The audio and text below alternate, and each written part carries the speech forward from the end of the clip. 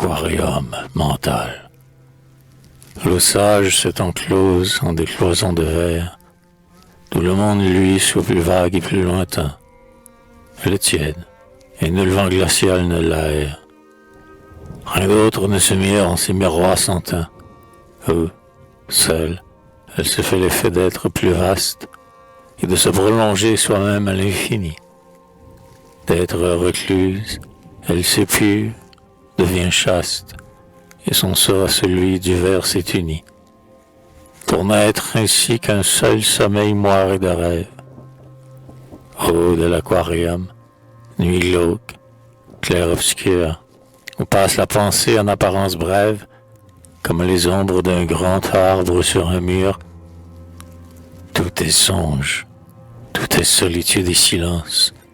Parmi l'aquarium, pur d'avoir renoncé, et même le soleil, de son dur coup de lance, ne fait plus de blessure à son cristal foncé. L'eau désormais est toute au jeu des poissons calmes, et vantant son repos de leurs muettes palmes.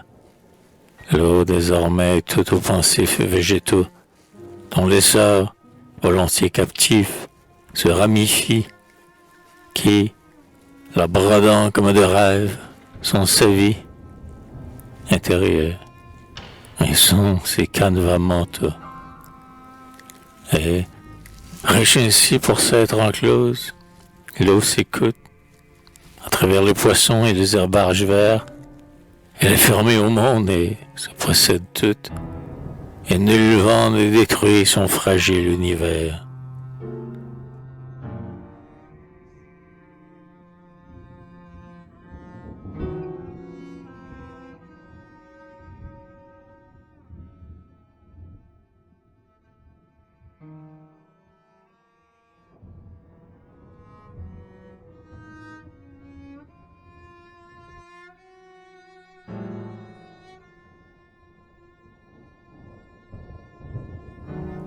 Aquarium où le regard descend et plonge, recevoir toute l'eau, non plus en horizon, mais dans sa profondeur, son infini de songes, sa vie intérieure, à nu sous la cloison, plus la même, et tout autre qu'à la surface. D'ordinaire, l'eau veille, horizontale, au loin. On la dirait vouée à ce seul subtil soin d'être impressionnable au vent léger qui passe, de ne vouloir qu'être un clavier pour les roseaux, et ne vouloir qu'être un hamac pour les oiseaux, grâce aux mailles que font les branches réfléchies, et ne vouloir qu'être un miroir silencieux, où les étoiles sont tout à coup élargies, et surtout ne vouloir, dans son calme ocieux, que s'orner de reflets, de couleurs accueillies, phare délayé du visage des Ophélies. Vain jeu, ils sont la vie apparente de l'eau, une identité feinte, un vague maquillage. Mais dans l'aquarium, ça s'agit l'ovalage qui l'isole parmi des moires en halo. Le mystère est à nu, qu'on ne soupçonnait guère. C'est l'âme enfin de l'eau qui se dévoile ici, fourmillement fiévreux sous le cristal transi. Zone où de gluants monstres se font la guerre.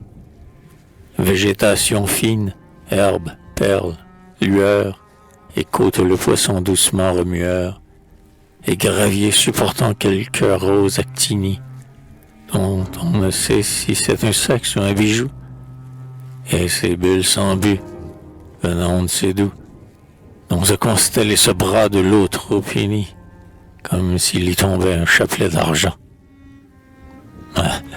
Tout ce que le glauque aquarium en chasse. Ici l'eau n'a pas toute la vie en surface, et n'a être qu'un écran docile s'imageant. La voici, recueillie en sa maison de verre, n'aimant plus que ce qui, dans elle, verdoie, erre, et lui fait au-dedans un univers meilleur. Ainsi mon âme, seule, et que rien n'influence, elle est, comme en du verre, enclosant du silence, tout se voue à son spectacle intérieur, à sa sorte de vie intime et sous-marine, où des rêves ont lui dans l'eau toute argentine, et qu'elle lui fait alors la vie. Et qu'est-ce encore? Ces reflets de surface, éphémères des cœurs.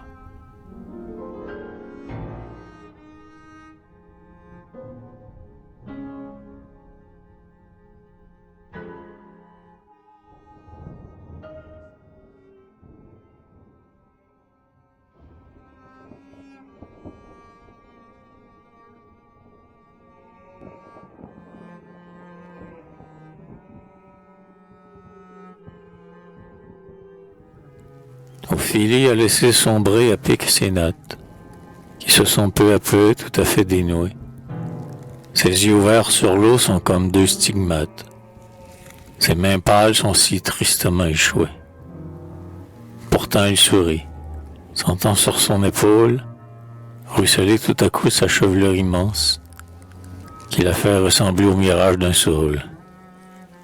Suis-je ou ne suis-je pas à songer sa démence?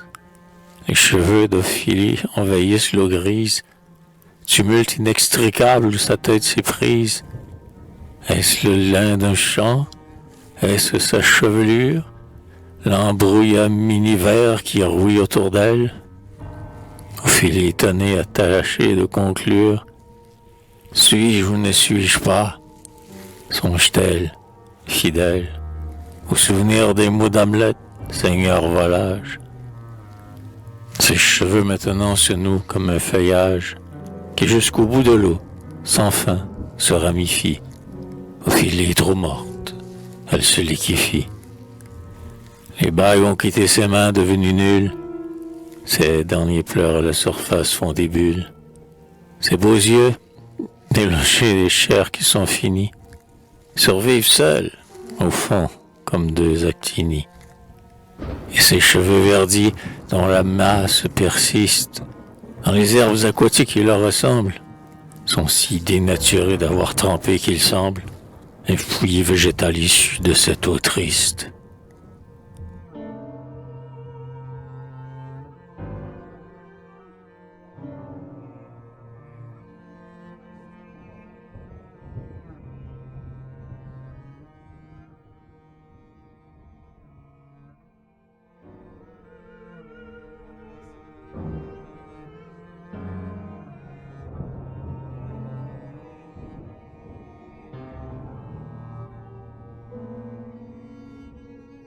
L'aquarium est si bleuâtre, si lunaire, fenêtre d'infini, s'ouvrant sur quel jardin? Miroir d'éternité dont le ciel est le teint. Jusqu'où s'approfondit cette eau visionnaire, et jusqu'à quel recul va-t-elle prolongeant son azur ventilé par des frissons d'argent? C'est comme une atmosphère en fleurs de serre chaude. Du temps en temps, dans le silence, l'eau se brode, du passage d'un lent poisson entreaperçu, qui vient, oblique, part, se fond, devient fluide, puis vite effacé sur l'écran qui se vide, ébauche d'un dessin mort-né sur un tissu.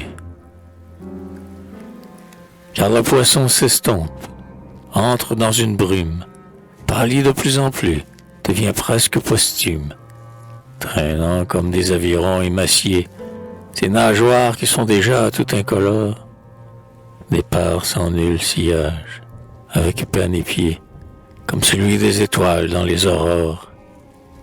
Quel genre, ma mère, ont les choses qui vont finir. Et n'est-ce pas, ce lent poisson, une pensée, dont notre âme, c'était un moment nuancé, et qui fuit et qui n'est déjà qu'un souvenir?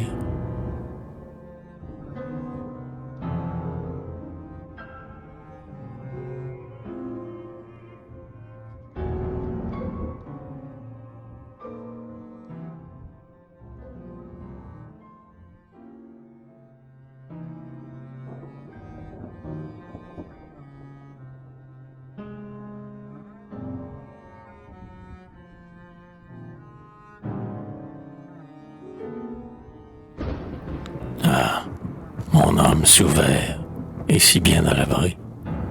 Toute elle s'appartient dans l'atmosphère enclose. Ce qu'elle avait de lit ou de vase dépose, cristal contigu n'en est plus assombré. Transparence de l'âme et du verre complice, que nul désir n'atteint, qu'aucun émoi ne plisse.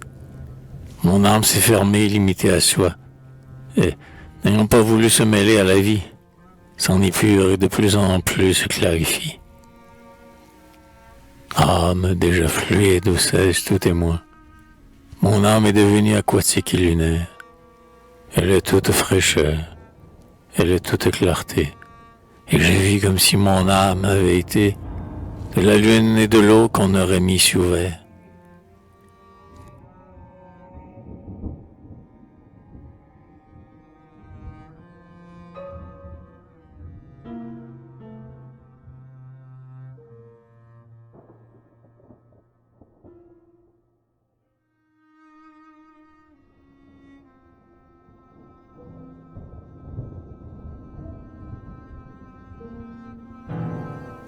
Quel léthargique aquarium somnolait là, entre les agressifs blocs d'ombre d'une grotte, d'un verre fluide à qui du songe se mêla. Couleur glauque d'un puits où toute l'aube flotte, ou d'un miroir perdu qu'on heurte au fond d'une voie, et dans lequel tous les feuillages aboutissent. Aquarium en fièvre, aux muettes parois, où des brumes sans cesse et des tulles se tissent. Alors ce sont soudain des obscurcissements, et c'est une éclaircie de brusques trouées, ainsi que les miroirs dans les yeux stagnants, et les pâles cloisons sont un peu tatouées par les herbes et les poissons, les imageant. C'est l'instant du prestige, et moi de l'eau recluse. Est-ce que c'est du clair de lune qui s'infuse? Toute une vie occulte y prend un bain d'argent, dans l'enchevêtrement silencieux d'un saule qui serait tout entier entré parmi cette eau, remuement incessant comme dans un cerveau, clarté terne d'éclipse et d'un minuit du pôle. On voit se dérouler des limbes, dirait-on, comme si ces poissons, ces herbages, ces pierres, n'étaient autres que quelques âmes prisonnières qui, captives du verre, attendent leur pardon. Des âmes s'épurant, comme à demi damnées, dans ce bassin opaque où s'exila leur sort, lieu qui n'est plus la vie, qui n'est pas la mort, des âmes expiant et qui sont condamnées, n'être ainsi qu'un minéral, qu'un végétal, ou qu'un poisson aveugle en ce muet cristal. Et l'on voit chavirer ces âmes somnambules, s'évertuant sans cesse à se sauver un peu de leur forme avilie en cet abîme bleu.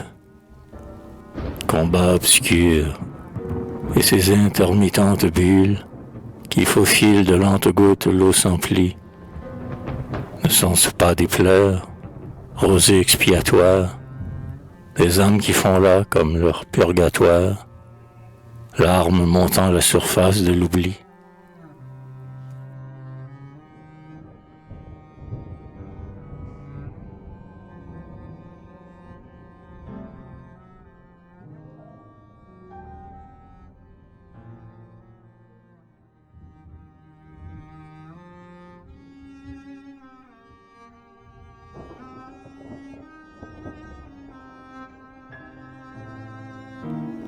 L'aquarium, toujours frissonnant, est étrange, avec son eau qu'on ne sait quoi ride et dérange, et qui se crispe moins d'un éveil de poisson, que des yeux qu'en passant nous posons sur elle, et de savoir un peu de ce que nous pensons.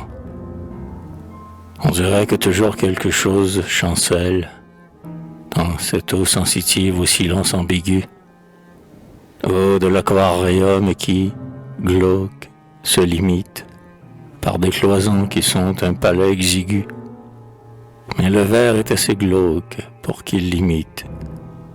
Ainsi l'eau, confondue avec lui, se recule dans un leurre équivoque où chacun s'était cru. Aquarium troublant, limbe et crépuscule, songe vague et visqueux qu'on craindrait d'avoir eu, état intermédiaire et qu'aucun ne discerne. Aquarium est-il parfois tout endormi? Mais voici qu'une bulle expire. Il a frémi, et, l'alarme étant morte, une moire la cerne. L'aquarium est-il parfois tout éveillé?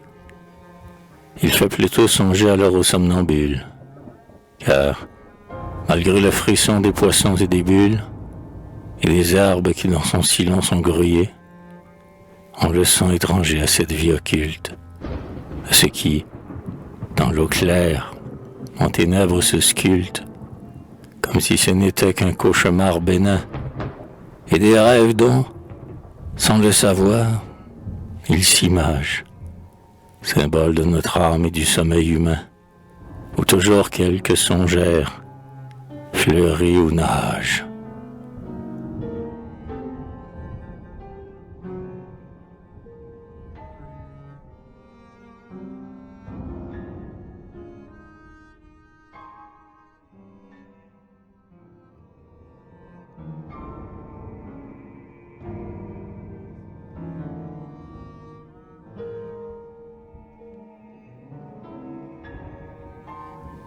Dans l'aquarium clos songent les actinies, anémones de mer, sensitives de l'eau.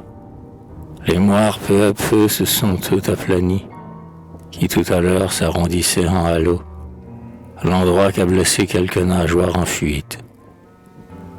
Le silence renaît et plus rien ne s'ébruite, dans le bassin peuplé de formes en arrêt.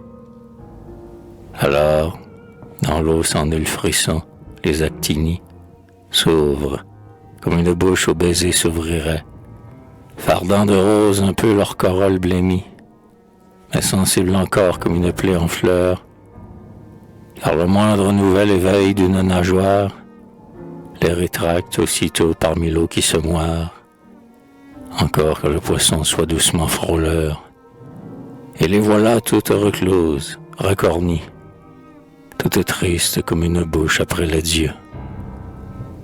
Or nous avons aussi dans nous des actinies, rêves craintifs qui se déplient parfois un peu, jardins embryonnaires et comme sous-marins, fleurs rares n'émergeant que dans la solitude, bijoux dont les silences entr'ouvrent seuls l'écran. Mais combien bref, ces beaux instants de plénitude, qui sont le prix du calme et du renoncement. Car voici toujours les nageoires bannies, de rêves trop profanes aux louches glissements, qui crispent l'au-delà mais clôt les actinies.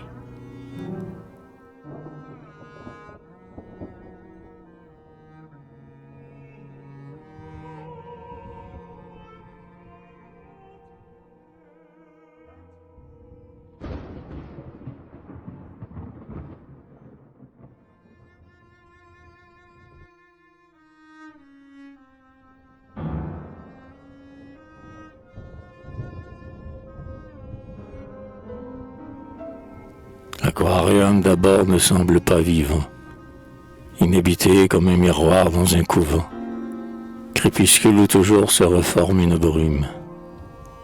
Il dort si pâlement qu'on le croirait posthume, et que les reflets noirs qui viennent et s'en vont ne s'encombrent sans but sur un lit mortuaire, et jeux furtifs de veilleuse sur le plafond.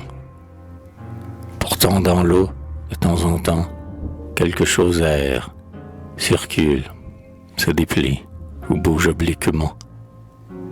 Des frissons lumineux crispent cette eau qui mue, tel les spasmes de lumière du diamant. Un poisson sombre ondule, une herbe en deuil remue.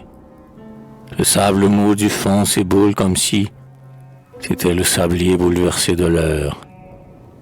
Et quelquefois aussi, sur le cristal transi, un monstre flasque en trouble imagerie affleure, cependant que l'eau souffre en paraissant dormir, et sans passer dans sa morose léthargie, mais l'ombre dont elle ne cesse de frémir, qui font de sa surface une plaie élargie. Ah, n'est-ce pas l'image du sommeil humain, où, dans l'eau du cerveau qu'on croit vidé et nu, des rêves sous-marins sont sans cesse en chemin. Ah, cette vie occulte, et qui se continue.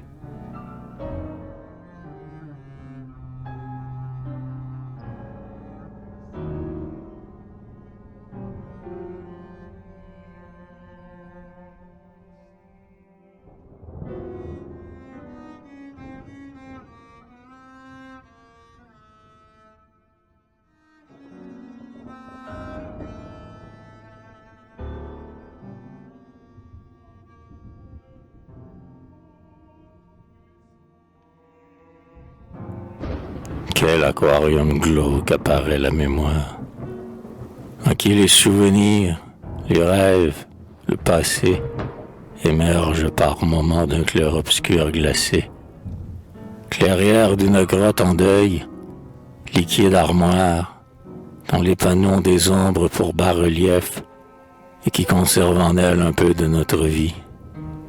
Amour mort qu'on retrouve en scintillement bref, collier perdu, mais qu'une perle certifie, et nos espoirs muets en minéraux pensifs, nos efforts devenus des varechs convulsifs, telle bouche changée en coquillage inerte, et tel péché, comme un poisson qui bouge au fond. Comment redevenir la mémoire déserte, mais sans cesse ces mots glissements la défont, et rouvre une plaie au fil de la mémoire. Sans cesse le passé, fait d'ombre, reparaît, dans le repos de la mémoire qui s'en moire. C'est comme si toujours quelque chose y mourait, qu'à retrouver un fantôme d'ancienne joie, le spectre d'une rose ou l'écho d'une voix, c'est les voir mourir presque une seconde fois. Ah, tout ce qui subsiste en nous grouille et louvoie, tout ce qui reparaît d'un temps qu'on oubliait, déjà si loin, mais qui soudain dans nous remue. Frôlement, frisson noir et feuillage inquiet, ah, ne jamais pouvoir redevenir l'eau nue. Toujours sentir dans l'eau, là se renaître un pli, et quelque forme errante, une ombre fugitive, être l'inexorable empêcheuse d'oubli. Aquarium humain, mémoire sensitive, douleur quotidienne entre des vers clos, survivance de peine un peu somnambulique, comme si dans la chasse à la grêle relique, on sentait, en baisant la vitre, souffrir l'os.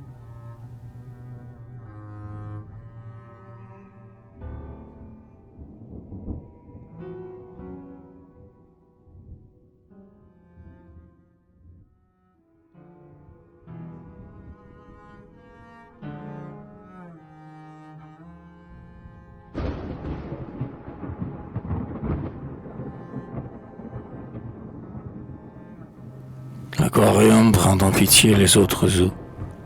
Le ruisseau se déchire encore en la vallée. Au râpé, au caillou, il sans cesse en aller, comme en fuite, portant les glaives des roseaux, ces glaives de douleur du cœur de l'eau docile. Le fleuve aussi s'exalte et se fatigue en vain, à s'élargir, déjà plus humain que divin, hélas, car tout son songe intérieur vacille, de porter des vaisseaux, de réfléchir des tours, et d'être au gré de l'heure en ces vastes détours.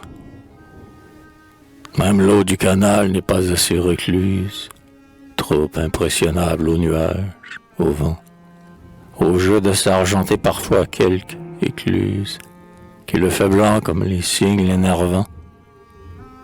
L'eau du jet d'eau surtout est trop impatiente de se grandir, de se lever comme un cimier, comme un beau vol de colombe qui s'oriente et que la lune attire en son clair colombier.